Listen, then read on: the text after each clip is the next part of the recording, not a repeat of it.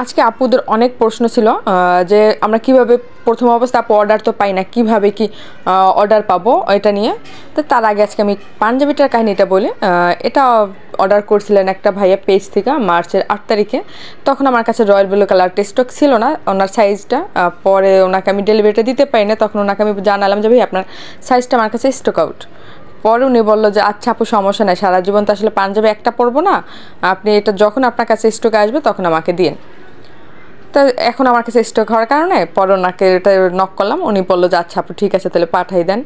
আসলে আমরা কাজ করতে গেলে যেরকম ভালো কাস্টমার পাই সেরকম দুই একটা তার মধ্যে দেখা যায় যে একটু খারাপও পাই। তবে হয়তো আমার লাকটা ভালো, আমি খারাপ খুব কমই পাইছি, বলতে হয় আলহামদুলিল্লাহ সবচেয়ে ভালো কাস্টমারই বেশি পাইছি। তা আজকে আমি কথা বলতে চাচ্ছিলাম যে অর্ডার কিভাবে পাবেন। অনেক আপুই নক করছেন আমার কাছে, বা অনেক আপু খুব ইনবক্সে ডিস্টার্বও করতেছেন যে কীভাবে কি প্রথম অবস্থায় অর্ডারটা পাবো।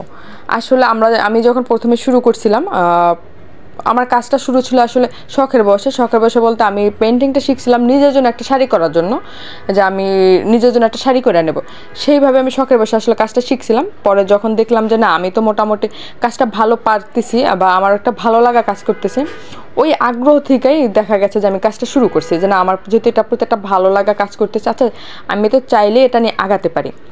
সেই ভালো লাগা থেকে আমি শুরু করলাম। প্রথমে দেখা গেছে যে আমি একটা পেজ খুললাম। তা যেটা হয় প্রথম অবস্থায় পেজে আসতে আসলে এরকম মেম্বার থাকে না, যার কারণে দেখা যায় যে ওরকম অর্ডারও আসে না। কিন্তু প্রথম অবস্থায় আসলে পেজ থেকে অর্ডার আশা করাটাই ভুল, কারণ তখন আসলে পেজে কেউ থাকে না, কে অর্ডার করবে। যার কারণে আপনার পেজে অ্যাক্টিভ থাকতে হবে, নিয়মিত পোস্ট করতে হবে।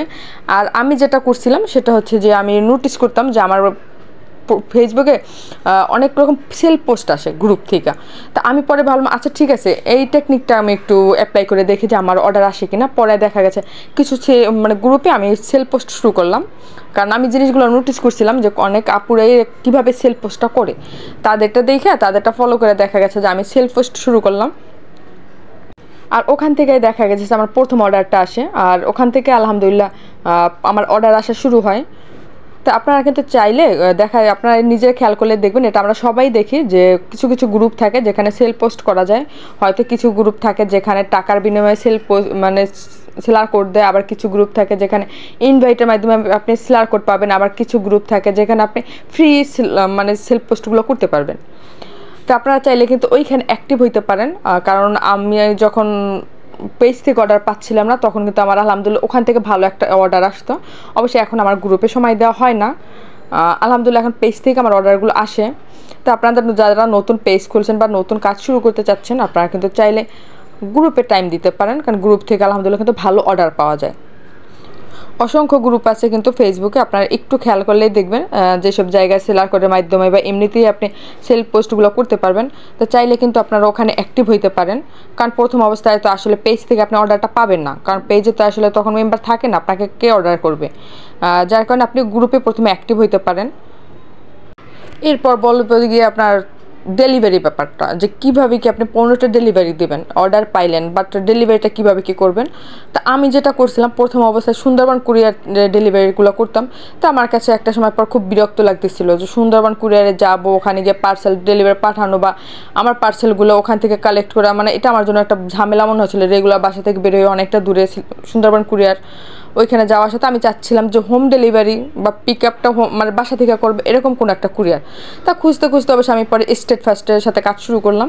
তা আলহামদুলিল্লাহ মোটামুটি ওদের সাথে আমার প্রথম থেকেই কাজ, আর এখন পর্যন্ত ওদের সাথে আমি কাজ করতেছি। প্রথম অবশ্য কিছুদিন সুন্দরবনের সাথে করার পরে তারপর থেকে যে স্টেট ফার্স্টে শুরু করছি, এরপর আমি আর অন্য কোনো কুরিয়ারের সাথে কাজ করি নাই, কারণ ওদের কুরিয়ার হয়তো মাঝে মধ্যে একটু সব কুরিয়ারে ঝামেলা হয়, ওদেরও একটু মাঝে মধ্যে ঝামেলা হয়। তবে অন্যান্য কুরিয়ার থেকে আমার কাছে ভালো লাগছে ওদের সার্ভিস, যার কারণে দেখা গেছে যে আমি ওদের সাথেই কাজ করতেছি। যেসব আপুদের প্রশ্নগুলো ছিল যে কীভাবে কি ডেলিভারি করবেন বা কীভাবে কি অর্ডার পেতে পারেন, আশা করি আপনাদেরকে আমি বুঝাতে পারছি। তো আপনারা চাইলে কিন্তু এভাবে কিছু গ্রুপে অ্যাক্টিভ হইতে পারেন।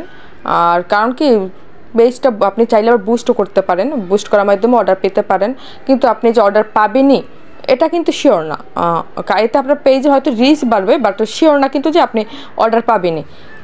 যার কারণে আপনি কিন্তু গ্রুপে সময় দিতে পারেন, নিজের প্রোফাইলে সময় দিতে পারেন। কারণ কি আপনার প্রোফাইলে দেখা যায় যে অনেক আপনার আত্মীয় স্বজন বা অনেকেই থাকে, আপনি ওখানে পোস্ট করলে বা তারাও কিন্তু জানতে পারবে যে না আপনি এটা নিয়ে কাজ করতেছেন।